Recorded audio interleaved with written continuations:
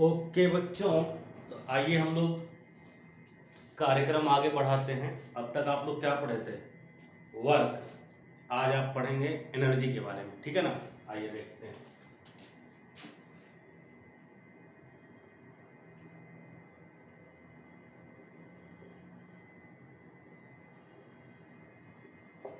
Energy को हिंदी में क्या बोलते हैं जानते हो? ऊर्जा।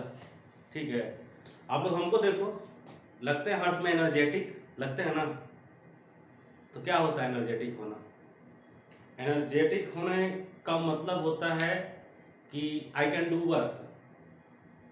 जिस किसी भी चीज में एनर्जी है वो काम कर सकती है, ठीक है ना? तो वर्क करने का कैपेसिटी को हम क्या कहते हैं? एनर्जी, ठीक है ना? कैपेसिटी या एबिलिटी टू डू वर्क, ठीक है ना? मेरे हिसाब से एनर्जी जो है ना वो कभी ना कभी वर्क में कन्वर्ट होगी।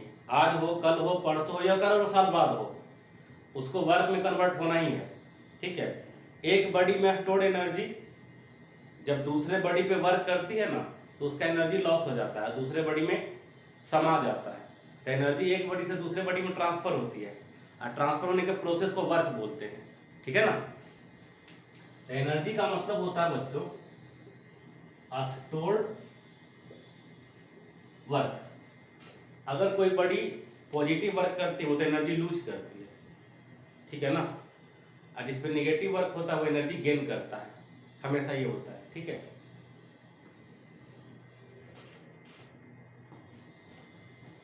एनर्जी का जो यूनिट है वो सारा वर्क वाला ही है। ऐसा यूनिट याद होगा, जूल। सीजीएस यूनिट याद होगा,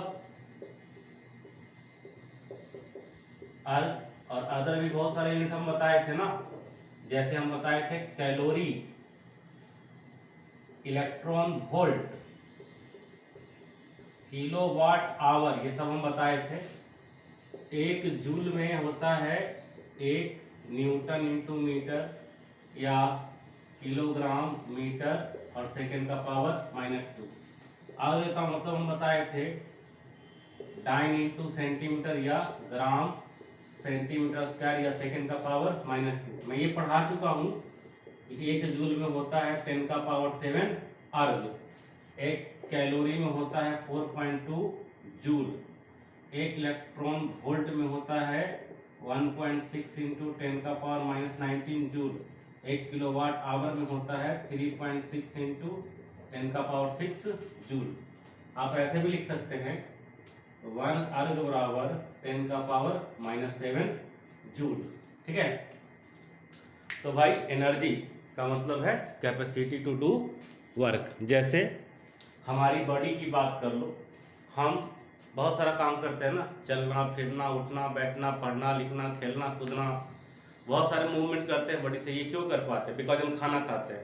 खाना खाने से हमारे बॉडी को क्या मिलता है? एनर्जी मिलता है, तो हम काम कर पाते हैं। खाना नहीं मिले 2 दिन तो क्या होगा? शरीर में चलेगा? नहीं चलेगा। वैसे ही गाड़ी में कई बार ऐसा होता है ना, पेट्रोल नहीं है, खत्म हो गया तो गाड़ी नहीं चलता आगे। सिंपल सी बात है, पेट्रोल जो है उसको क्या देता है? एनर्जी। एनर्जी देता है तो उसका चक्का घूमता है, कैपेसिटी टू डू वर्क, ठीक है? पंखा है, बल्ब है, स्विच ऑफ कर दो तो काम करता है? नहीं काम करता है। क्यों? क्योंकि उसको काम करने के लिए क्या चाहिए? पंखा को घूमने के लिए क्या चाहिए? एनर्जी चाहिए। स्विच ऑन करते हो उसको एनर्जी मिलता है, वो घूमना चालू कर देता है, ठीक है ना? तो ऐसे कुछ भी ले लो आप, अगर कोई चीज वर्क कर रही है दैट मीन्स उसके पास एनर्जी कहीं ना कहीं से आ रहा है या है, ठीक है? एनर्जी होगा तो वर्क होगा, एनर्जी नहीं होगा तो वर्क नहीं होगा, ठीक है? आप लोग इसको नोट करिए ना, आगे बढ़ते हैं हम लोग बच्चों, ठीक है?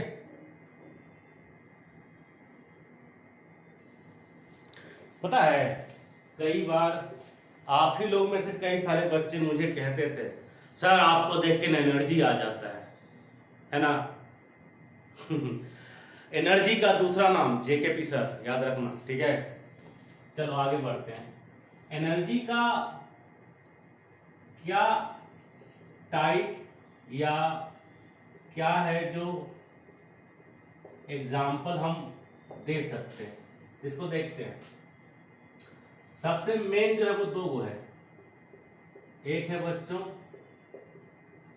काइनेटिक एनर्जी और दूसरा है जी पोटेंशियल एनर्जी। यही दो को मेन रूप से पढ़ना है, बट इसके अलावा दुनिया जहान का एनर्जी है, हम बताते हैं तुम्हें। जैसे देखो तुम्हारे चारों तरफ क्या फैला है, प्रकाश ही प्रकाश, अंधकार हो तो दिखाई नहीं देगा, लाइट एनर्जी हो गया। मेरी आवाज सुन पा रहे हो ना, साउंड एनर्जी है, ठीक है। हवा बहती है ना, विंड एनर्जी। पानी बहती है, उसको बोलते हैं हाइडल या हाइड्रो एनर्जी।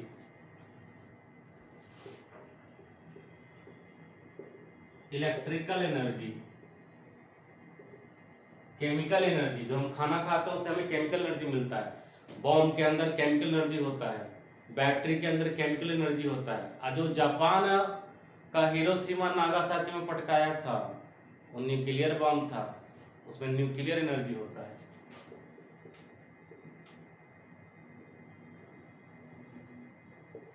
मनुष्य के शरीर का तापमान 98.4 डिग्री सेल्सियस, हीट में एनर्जी होता है।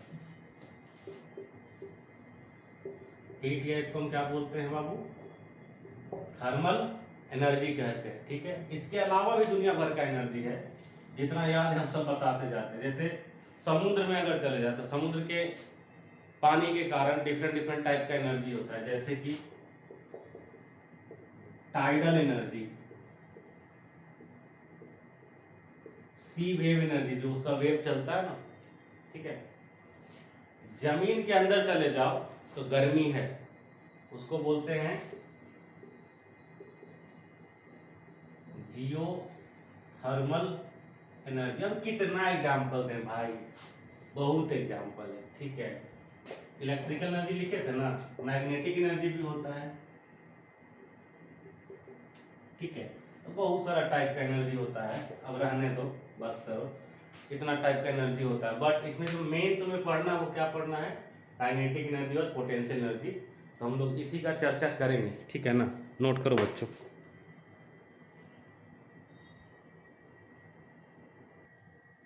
चलिए अब आपको हम बहुत ही विस्तार से बताते हैं। सबसे पहले पोटेंशियल एनर्जी, ठीक है। देखिए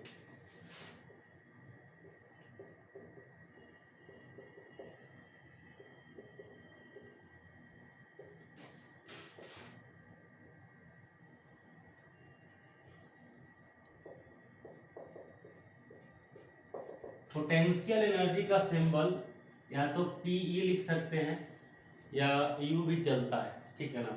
पोटेंशियल एनर्जी क्या है, ठीक है। तो बहुत सिंपल सी बात है, कोई चीज बस एक ऐसे रखा हुआ है एक स्टेट में, तो जिस स्टेट में कोई बॉडी है, बस उस स्टेट में रखे होने के कारण उसमें एनर्जी स्टोर होता है। ये कब होता है बताता हूँ। इसके लिए मैं आपको पढ़ा चुका हूँ कंजर्वेटिव फोर्स, ऐसा फोर्स जिसका वर्क डन क्या होता है, पाथ से इंडिपेंडेंट, ठीक है। मैं पढ़ाया था आपको कि ग्रेविटेशनल फोर्स क्या होता है, कंजर्वेटिव। इलेक्ट्रोमैग्नेटिक फोर्स क्या होता है, कंजर्वेटिव, ठीक। तो किसी कंजर्वेटिव फोर्स में, किसी कंजर्वेटिव फोर्स का जो एरिया होता है, वॉल्यूम होता है, रीजन होता है, उसको फील्ड बोलते हैं, ठीक है। जैसे हम अर्थ पे हैं तो चारों तरफ क्या है, ग्रेविटेशनल फील्ड। किसी मैग्नेट के चारों ओर क्या रहता है, मैग्नेटिक फील्ड। किसी चार्ज के चारों ओर क्या रहता है, इलेक्ट्रिक फील्ड। तो ये सब कंजर्वेटिव फोर्स का फील्ड है, ठीक। तो कंजर्वेटिव फोर्स के फील्ड के अंदर किसी पार्टिकल को यदि आपने रखा है तो उसके रखे होने की वजह से उसमें एनर्जी होता है, और उसको रखने का तरीका यानी कि अरेंजमेंट आप बदल देते हैं तो भाई उसमें एनर्जी में चेंज आता है, ठीक है ना। जैसे आपका एक किताब टेबल पे रखा है तब, और जमीन पे रखा है तब, इन दोनों केस में एनर्जी अलग अलग होगा, ठीक है ना। तो इसको बोलेंगे आप ग्रेविटेशनल पोटेंशियल एनर्जी, ठीक है।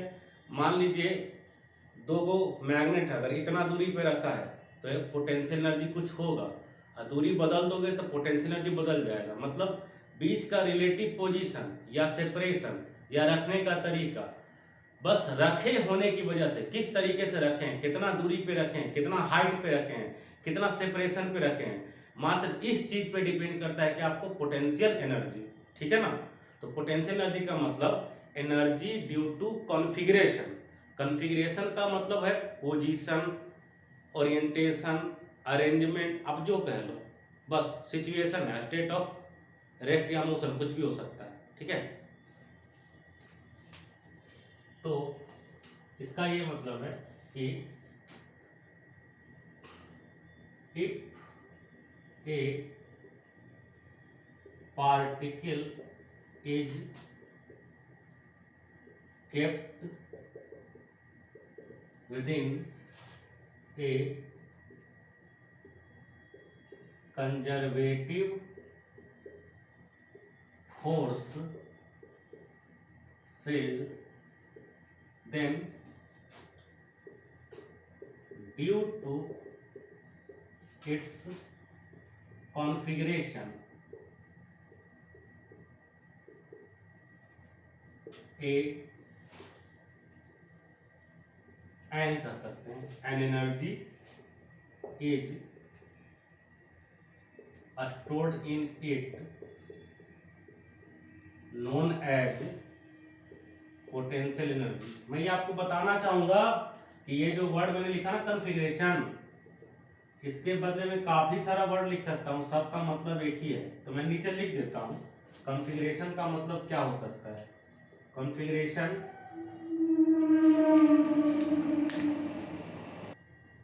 कॉन्फ़िगरेशन का अलग अलग वर्ड हो सकता है।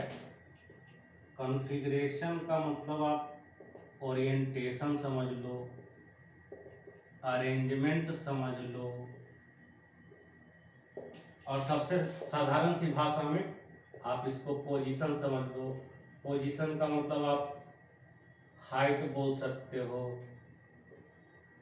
आप डिस्प्लेसमेंट बोल सकते हो। अगर मान लीजिए आपके पास स्प्रिंग वगैरह है तो स्प्रिंग का डिस्प्लेसमेंट हो सकता है, ठीक है।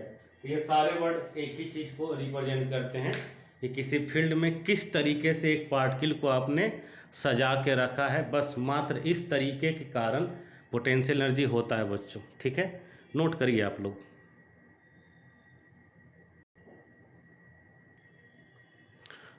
चलिए आगे मैं आपको बताता हूँ मैथमेटिकली पोटेंशियल एनर्जी को आप कभी डायरेक्ट कैलकुलेट नहीं कर सकते, ठीक है ना। तो पोटेंशियल एनर्जी को कैलकुलेट करने के लिए एक मैथमेटिकल लैंग्वेज है, ठीक है। मैं आपको कंजर्वेटिव फोर्स ऑलरेडी पढ़ा चुका हूँ ना, उसके हिसाब से कहा जाता है कि change in potential energy, change in potential energy is equal to negative work done by internal conservative forces. इसको सिंबॉलिक फॉर्म में ऐसे लिखेंगे, delta U is equal to minus work done by the conservative force, ठीक है। इसके help से हम लोग पोटेंशियल एनर्जी को बच्चों कैलकुलेट करते हैं, ठीक है। इसको आप लिख सकते हैं potential energy final minus potential energy initial is equal to negative, और ये आपको याद होगा वर्क डन का फार्मूला था एफ डॉट डी आर, ठीक है। तो इसको आप ऐसे भी लिख सकते हैं जी बच्चों, ठीक है ना। और अगर फोर्स कांस्टेंट रहता तो वो मैं पढ़ा चुका हूँ, डायरेक्ट आप लिख सकते हैं एफ डॉट डेल्टा आर, ठीक है ना। ये मैं साइड में लिख दे रहा हूँ, work done is equal to F dot delta R भी होता है, उस वाले में फोर्स क्या होता है कांस्टेंट, और work done integral F dot D are भी होता है। इसका मतलब होता है ये वर्क वेरिएबल है, फोर्स जो है फोर्स क्या है वेरिएबल है, ठीक ना। तो वेरिएबल मान के लिख दिए, कांस्टेंट रहेगा तो वो वाला लगा लीजिएगा, कोई दिक्कत नहीं ना, ठीक है। तो ये हो गया पोटेंशियल एनर्जी कैलकुलेट करने का तरीका। अब देखिए सबसे इंपॉर्टेंट पॉइंट, ये जो इनिशियल पोटेंशियल एनर्जी है ना, इसको बोलते हैं रिफरेंस। तो क्या बोलते हैं? रिफरेंस, ठीक है। ये हम कुछ मान सकते हैं, अपने मन से सब लोग कुछ कुछ मानेगा तब तो पूरा दुनिया गड़बड़ा जाएगा। तो इसका एक तरीका सुझाया गया है ऑलरेडी, जिन्होंने भी इस सब चीज़ पे डिस्कवरी किया था, रिसर्च किया था। तो रेफरेंस वैल्यू मोस्टली जीरो लिया जाता है, मोस्टली जीरो लिया जाता है, ठीक है ना। तो यू आई जो है इनिशियल पोटेंशियल एनर्जी, इसको रेफरेंस वैल्यू माना जाता है, रेफरेंस वैल्यू, ठीक है ना। मोस्टली क्या होता है, इसको आप जीरो लेते हैं, नहीं भी ले सकते हैं, लेकिन ऐसा किया जाता है कि ज़्यादातर बार इसको जीरो लिया जाता है, ठीक है ना। इसको नोट कीजिए आप लोग, फिर आगे का कहानी आपको हम बताते हैं।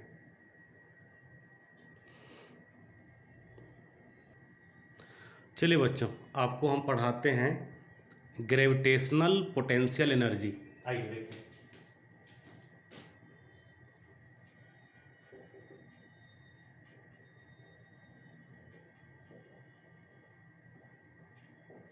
ये ग्रेविटेशनल पोटेंशियल एनर्जी मैं आपको पढ़ा रहा हूँ फॉर अ स्मॉल हाइट।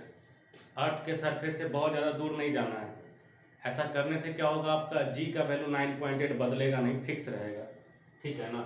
तो लिख रहा हूँ मैं फॉर अ स्मॉल हाइट्स, इसका मतलब है मीन्स नियर अर्थ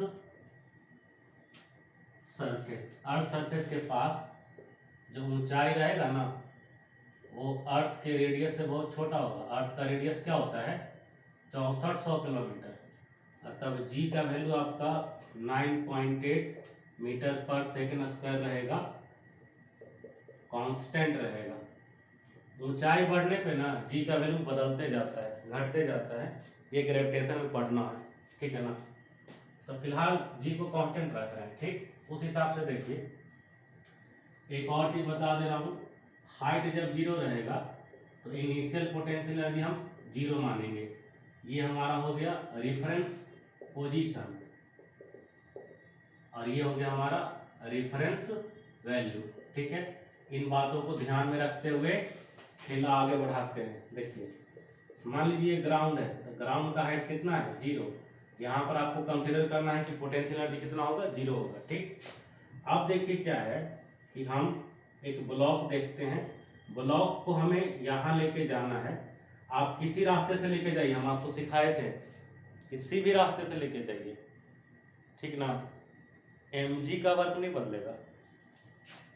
तो मान लीजिए आप इधर लेके गए हैं इसको ऊपर की तरफ, तो डिस्प्लेसमेंट ऊपर है, ठीक है ना। mg वाला जो फोर्स है, mg वाला जो फोर्स है, वो आप लोग जानते हैं कि mg वाला फोर्स कहाँ लगता है, नीचे। यानी कि work done by conservative force का मतलब हो गया वर्क डन बाई ग्रेविटी। ये मैं आपको ऑलरेडी पढ़ा चुका हूँ, ये -mgh होगा। अगर कोई लोग भूल गए हैं तो लिख दे रहा हूँ। फोर्स क्या है, फार्मूला ये था ना, Fs cos थीटा। तो फोर्स है mg, डिस्प्लेसमेंट है h, और दोनों के बीच में एंगल कितना है, 180 डिग्री। cos 180 का वैल्यू कितना होता है, -1, तो -mgh। ये मैं आपको ऑलरेडी पढ़ा चुका हूँ। तो वर्क बाई ग्रेविटी कितना है, -mgh, ठीक। अब देखो, अभी अभी जो पढ़ाए थे हम कि चेंज इन पोटेंशियल एनर्जी का मतलब क्या है, negative work done by internal conservative force. इसको लिखो आप U final minus U initial, ठीक है, is equal to minus work done by conservative force. अब सबका वैल्यू पुट करो। यू आई का वैल्यू कितना है, जीरो। मान लो यू एफ को हम यू लिखते हैं, यू एफ को हमने क्या लिख दिया है, यू लिख दिया है, ठीक है। यू आई को जीरो, और work done by conservative force कितना है बाबू, ये है देखो -mg। तो देखो इस तरीके से तुम्हारा आ गया बाबू formula of the potential energy. इसका की मतलब क्या है, mgh, ठीक है ना। आप ये समझ सकते हो कि आपका पोटेंशियल एनर्जी प्रोपोर्शनल है किसके, मास के और किसके, हाइट के। और जी तो हम कांस्टेंट बना दिए हैं, ठीक है। अगर आप मास बढ़ाओगे तो पोटेंशियल एनर्जी बढ़ेगा, मास घटाओगे तो पोटेंशियल एनर्जी कम होगा, है ना। मतलब ये मास का क्या डायरेक्टली प्रोपोर्शनल है, ठीक है। अगर आप ग्राफ बनाओगे u वर्सेस m के बीच में तो इसका ग्राफ ऐसे स्ट्रेट लाइन होगा। ऐसे ही अगर हाइट बढ़ाते जाओगे, ठीक है ना, तो पोटेंशियल एनर्जी बढ़ते चल जाएगा। हाइट कम करोगे तो पोटेंशियल एनर्जी घटते चल जाएगा। ये भी डायरेक्टली प्रोपोर्शनल है। इसका भी ग्राफ बनाओगे तो ऐसे पास करेगा। अभी कहो कि हम कैसे कर दे रहे हैं, तो ये पता होना चाहिए y equal to M X यदि है तो y क्या होता है, प्रोपोर्शनल टू x। और इसका यदि आप ग्राफ बनाते हो बाबू, ये हम पढ़ाए होंगे मोशन टाइम ग्राफ में, ये सब तो ऐसे स्ट्रेट लाइन जाता है। तो वही काम ये दोनों भी कर रहा है, ठीक है ना बाबू। चलिए नोट कर लीजिए आप लोग।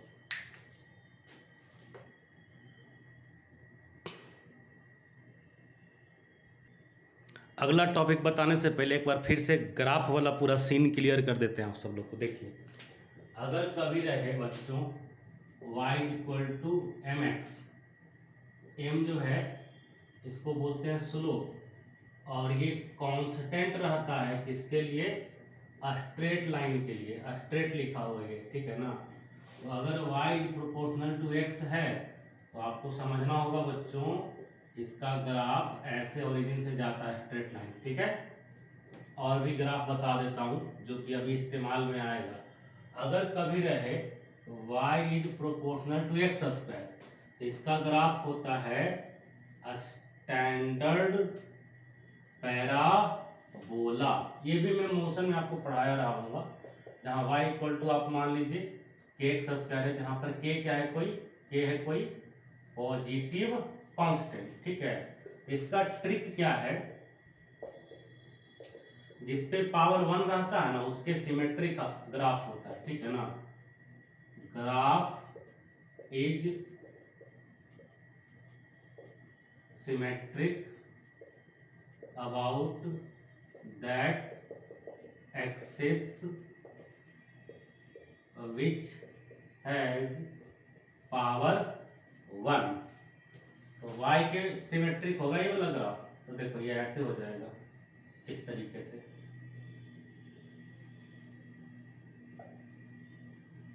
ठीक है ना बच्चों। ये y हो गया, ये x हो गया, ये पैराबोला है, ठीक है। ऐसा भी आप समझ सकते हैं, मान लीजिए रहता है X square proportional to y, तो आप गेस कर सकते हैं ये किसके प्रोपोर्शनल होगा। यहाँ के कोई पॉजिटिव कांस्टेंट है तो ये डेफिनेटली पावर 1 किस पे है। एक मिनट, मैंने सेम ही लिख दिया है, रुको थोड़ा अलग करता हूँ, अब ठीक है। तो एक से पावर 1 है ना, इसके प्रोपोर्शनल सिमेट्रिक हो जाएगा, इसके ऐसे चलेगा ग्राफ, ठीक है ना। चलो इसको आप नोट कर लो, इसका इस्तेमाल हम करेंगे आगे।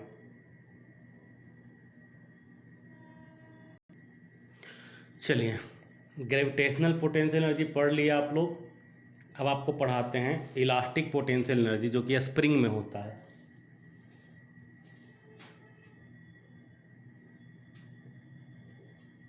इलास्टिक पोटेंशियल एनर्जी ऑफ ए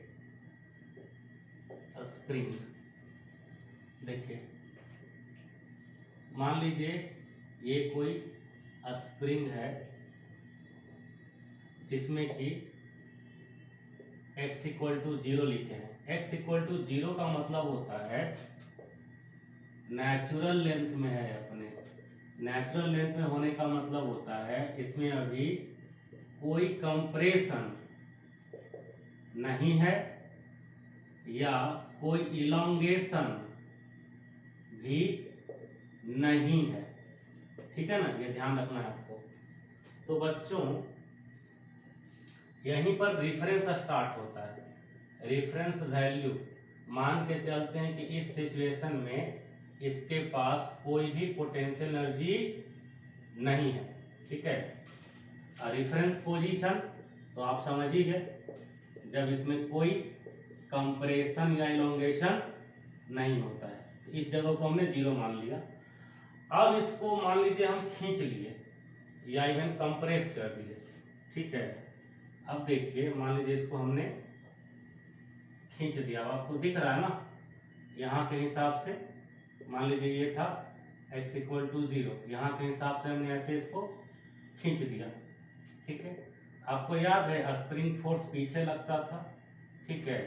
तो हम लोग जरा सा work done bye spring force निकालते हैं जो कि कंजर्वेटिव फोर्स होगा। ये मैं ऑलरेडी आपको पढ़ा चुका हूँ। ये क्योंकि वेरिएबल फोर्स है तो इंटीग्रेशन करना पड़ेगा F D x cos pi क्यों? क्योंकि डिस्प्लेसमेंट है राइट साइड, फोर्स कहाँ लग रहा है? लेफ्ट साइड, ठीक है। तो वर्डन बाय स्प्रिंग हो जाएगा जी बच्चों, एक की जगह रखिए के x into D x, negative sine cos pi का वैल्यू -1 होता है, ठीक है ना। इसको इंटीग्रेट करेंगे आप, अगर ये बाहर आ जाएगा एक्स डी एक्स का इंटीग्रेशन आप जानते होंगे एक्स स्क्वायर बाई 2, ठीक है ना। इसी को आप ऐसे लिख सकते हैं -12 के एक्स स्क्वायर, इंटीग्रेट करके आ गया। लिमिट आप चाहें तो 0 से x डाल सकते हैं, ठीक है। अब आप ये याद कीजिए, change in potential energy equal to क्या पढ़ाए हैं? Negative work by internal conservative force. तो देखिए इसको लिखिए आप UF माइनस UI, ठीक है। इसका वैल्यू भी हम लोग लिख देंगे थोड़ी देर में। UI का वैल्यू आपको कितना लेना है? 0, और UF को चलो मैं U लिख दूंगा, ठीक ना। ये आ गया U -0, और कंजर्वेटिव फोर्स का वर्डन आपके सामने लिखा हुआ है कितना? हाफ के एक्स स्क्वायर। तो आ गया पोटेंशियल एनर्जी ऑफ स्प्रिंग का फॉर्मूला हाफ के एक्स स्क्वायर। और इसका ग्राफ भी बना दे सकते हैं हम, देखो अभी सिखाए थे कि पैराबोला होगा, इसका पावर 1 है ना, तो इसके सिमेट्रिक ग्राफ बनेगा कुछ इस प्रकार से, ऐसे, ठीक ना बच्चों। तो चलो ये हो गया स्प्रिंग का जी पोटेंशियल एनर्जी, नोट कर लो जी आप लोग।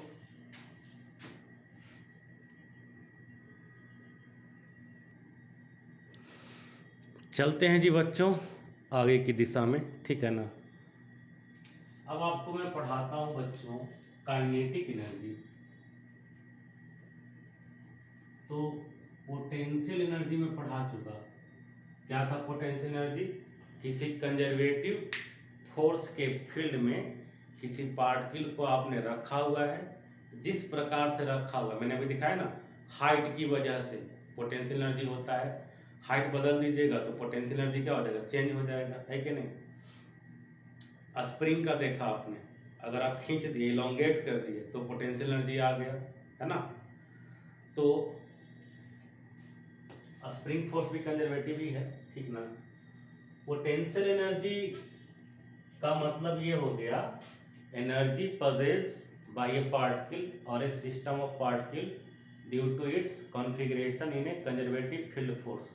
यही अभी लिखे थे, दोबारा लिख देते हैं, अलग थोड़े लिखेंगे, है ना। ये था बच्चों energy possess by a particle, और ये क्या लिख दिए? एसओपी मतलब system of particle, system of particles, ठीक है ना। Energy possessed by a particle और system of particles in a conservative force field due to configuration, ठीक है ना। अभी कुछ देर पहले पढ़ाए हुए थे। अच्छा, तो काइनेटिक एनर्जी पढ़ाना तो मेरे को है, बट उससे पहले एक सवाल था, आप लोग से पूछ लेता हूँ, ठीक है ना। मान लो मैं पार्टिकल का बताया था, मैं किसका बताया था? पार्टिकल का, सिस्टम ऑफ पार्टिकल का एक एग्जांपल दे देता हूँ। जैसे मान लो आप रॉड ले लो, या अगर आप एक चेन ले लो, ठीक है ना। तो रॉड अगर आप लेते हो, मान लो ये ग्राउंड है, तो रॉड एक पार्टिकल है कि सिस्टम ऑफ पार्टिकल है, आप समझ सकते हो। ये अगर रॉड है, ठीक है ना, तो इसमें बहुत सारा पार्टिकल भरा हुआ होगा ना, बहुत सारा पार्टिकल भरा पड़ा होगा, ठीक है। अब ब्लॉक अगर ऐसे कहते हैं तो इसका मतलब बहुत छोटा सा मास हो जाता है, पॉइंट मास हो जाता है एक सिंगल पार्टिकल। मान लो कि इसका जो लंबाई है या हाइट है वो कितना है, एल है। अब इसका निकालना है पोटेंशियल एनर्जी, ठीक है ना। फाइंड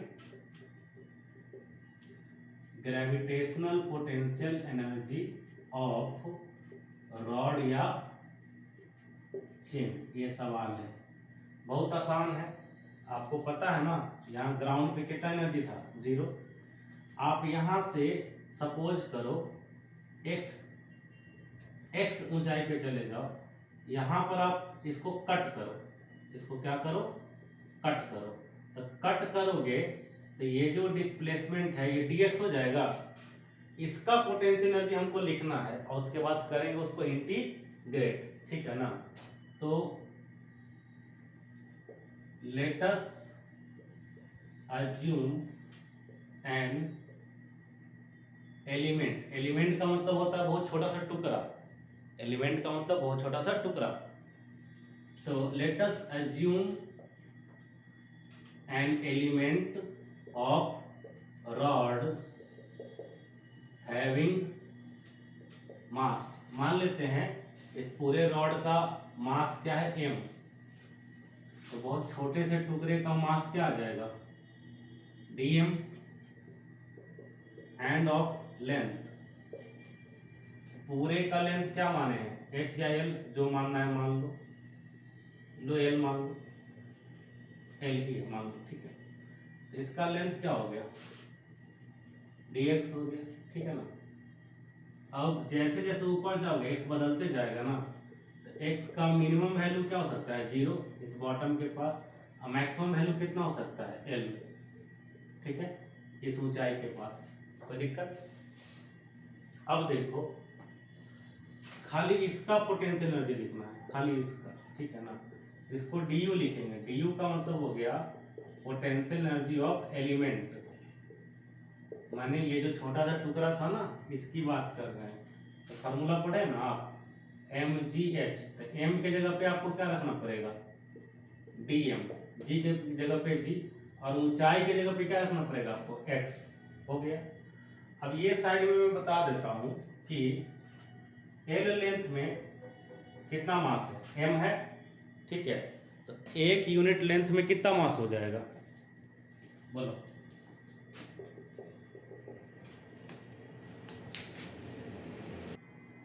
तो l लेंथ में यदि m मास है तो आप बताइए कि 1 यूनिट लेंथ में कितना मास होगा, m/l, इसलिए dx लेंथ में कितना मास होगा, m/l इंटू dx, यही एक्चुअली dm के बराबर है, ठीक है ना, ये dm के बराबर होगा।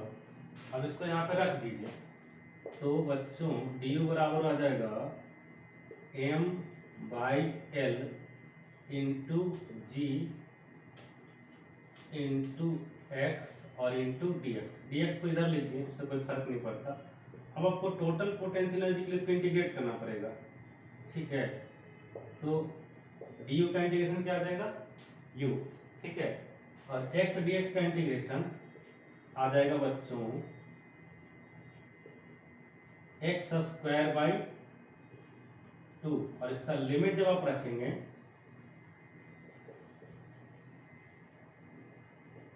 तो ये आ जाएगा l² / 2, एक l से एक l कैंसिल कर दीजिए, तो आंसर है mgl/2, ठीक है बच्चों। तो एक रॉड का पोटेंशियल एनर्जी जो कि सिस्टम ऑफ पार्टिकल है कितना हो जाएगा, mgl/2, नोट कर लीजिए बच्चों।